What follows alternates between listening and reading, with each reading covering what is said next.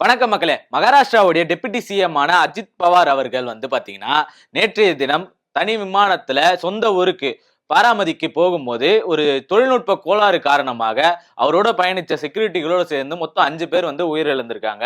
இந்த அஜித் பவார் அவர்கள் யாரு, என்னெல்லாம் பண்ணியிருக்காரு அப்படின்னு பாத்தீங்கன்னா, எதுக்காக அவர் இப்போ விமானத்துல போகும்போது உயிரிழந்திருக்காரு அப்படின்றதுல ஏகப்பட்ட சர்ச்சைகள் இருக்கு. மம்தா பானர்ஜி வரைக்கும் இன்னைக்கு அதை கூடி அது தொடர்ந்து பேசிக்கிட்டு வராங்க. அஜித் பவார் அவர்கள் என்னெல்லாம் பண்ணியிருக்காரு அப்படின்னு பாத்தீங்கன்னா, மகாராஷ்டிராவுடைய அரசியல் தாதா அப்படின்னு சொல்லக்கூடிய அளவுக்கு ஒரு மிகப்பெரிய ஆளுமையா இருந்திருக்காரு. மகாராஷ்டிராவுடைய பல்வேறு நலன்கள்ல இவரோட கூடவே இருந்திருக்காரு. சர்க்கரை கூட்டுறவு வங்கியின் தலைவராக 16 வருஷம் தொடர்ந்து நிலைச்சிருக்காரு. அதுக்கப்புறம் இவரோட சித்தப்பாவான சரத் பவார் அவர்களோட தலைமையில அமைச்சராகவும் வந்திருக்காரு. அதுக்கப்புறம் தொடர்ந்து இவருடைய அரசியல் பயணங்கள்ல 6 முறை பாத்தீங்கன்னா துணை முதல்வரா இருந்திருக்காரு. உத்தவ் தாக்கரே மற்றும் தேவேந்திர பட்னாவிஸ் இவங்களுடைய ஆட்சியில 6 முறை தொடர்ந்து தன்னுடைய இடத்தை தக்க வச்சுட்டு இருந்திருக்காரு. 6 முறை துணை முதல்வரா இருந்திருக்காரு. இந்த வரலாறு யாருக்குமே கிடையாது. அந்த மாதிரியான ஒரு வரலாறு படைச்ச ஒரு ஆளு.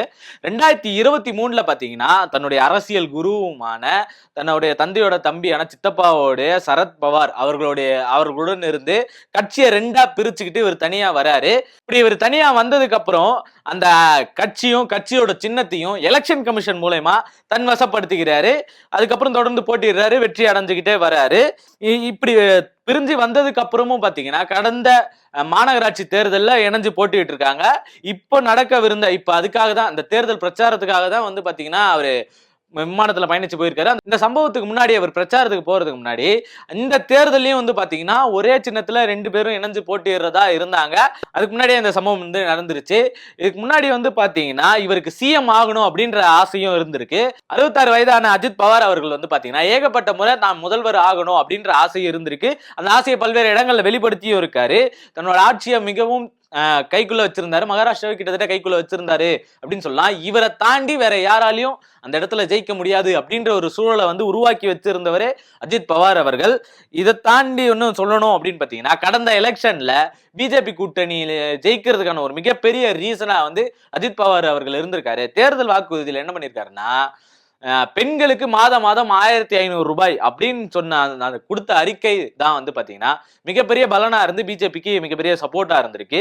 இப்படி சப்போர்ட்ல இருந்த இவரு இன்னைக்கு அவர் இல்லாதது மிகப்பெரிய துயரத்துல இருக்கு. பல்வேறுபட்ட மக்களுக்கும் பல்வேறு அரசியல்வாதிகளுக்கும் மிகப்பெரிய துயரத்துல இருக்காங்க, பெரும் அதிர்ச்சியிலே இருக்காங்க.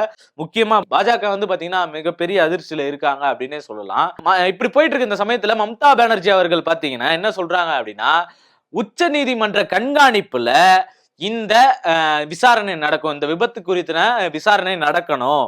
ஏன்னா இதுல பெரும் சந்தேகம் இருக்கு. கடந்த சில நாட்களாவே இவர் பிஜேபி டீம்ல இருந்து பிரிஞ்சு வர போறதாவும், அப்படி பிரிஞ்சு தனியா நின்று ஜெயிக்க போறதாவும் பல்வேறு தரப்புல இருந்து செய்திகள் வந்தது. பல சமூக ஊடகங்கள்ல பேசிக்கிட்டு இருந்தாங்க. அதன் அடிப்படையில தான் இன்னைக்கு அரசியல்வாதிகளுக்கு பாதுகாப்பே இல்லாத சூழல் இருக்கு. அப்படி பாதுகாப்பு இல்லாம இருக்கிறதோட விளைவாதான் இன்னைக்கு இவருக்கு இப்பேற்பட்ட ஒரு துயர சம்பவம் நடந்திருக்கு. அது வெறும் விபத்தா பார்க்க முடியாது அப்படின்றத ரொம்ப ஆழமா சொல்லியிருக்காங்க. இப்போ எலெக்ஷன் நடக்கக்கூடிய இந்த சமயத்துல இப்படிப்பட்ட ஒரு சம்பவமும் மம்தா பானர்ஜியோட இப்படி ஒரு ஸ்டேட்மெண்ட்டும் பாத்தீங்கன்னா பெரிய கேள்விக்குறி எழுப்பக்கூடியதா தான் இருக்கு. இத பத்தி இன்னும் பல்வேறு அரசியல் தலைவர்கள் பல்வேறு விதமான கருத்துக்கள் சொல்லிட்டு வராங்க. இது விபத்து இல்ல, கண்டிப்பா ஒரு திட்டமிட்ட சதிதான் அப்படின்னு பல்வேறு தரப்புல இருந்து செய்திகள் வந்துகிட்டே இருக்கு. இப்ப சோசியல் மீடியாஸ்லயும் நிறைய பேர் சொல்லிட்டு இருக்காங்க. விசாரணைக்கு அப்புறம் தான் தெரிய வரும் இது உண்மையிலே விபத்தா இல்ல கொலை சம்பவமா அப்படின்றதும். இதுல அவர் கூட பயணிச்ச ஏரோஸ்டரான பீங்கி மாலி அப்படின்றவங்க பாத்தீங்கன்னா தன்னுடைய தந்தையை தொடர்பு கொண்டு இடையிலேயே தந்தையை தொடர்பு கொண்டு நான் இன்னைக்கு அவர் கூட பயணிக்க போறேன், அஜித் பவார் கூட பயணிக்க போறேன், நான் முடிஞ்சா உங்களுக்கு கால் பண்ணிக்க தரேன், 2 பேரும் பேசுறதுக்கான ஒரு வாய்ப்பை நான் ஏற்படுத்தி தரேன் அப்படின்னு சொல்லியிருக்காங்க. இந்த சமயத்துல பிளைட் டேக் ஆஃப் ஆனதும் என்ன பண்ணிருக்காங்கன்னா, போன்லாம் யூஸ் பண்ணக்கூடாது அப்படின்னு சொல்லிட்டு கட் பண்ணிட்டு இருக்காங்க. தரை இறங்குற வரைக்கும் பாத்தீங்கன்னா பைலட்டோடையும் பாதுகாவலரோடையும் ஒரு கனெக்ஷன்ல இருந்திருக்காங்க.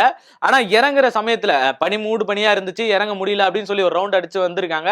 அதுக்கப்புறம் கண்ணுக்கு ரோடு தெரியுது, நான் இறங்கலாம் அப்படின்னு சொல்லிக்கிட்டு இருக்கும் போதே பாதியில பாதுகாவலருடைய கனெக்ஷன் கட் ஆயிருக்கு.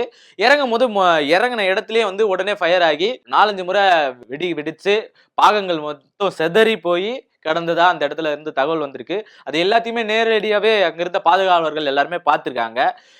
இத குறிச்சு இந்த சம்பவங்கள் எப்படி வெளியாகுது, கோர்ட் மூலியமா என்ன விசாரணைகள் மூலியமா என்ன வெளிய கொண்டு வராங்க அப்படின்றத நம்ம காத்திருந்து பார்க்கலாம். நன்றி.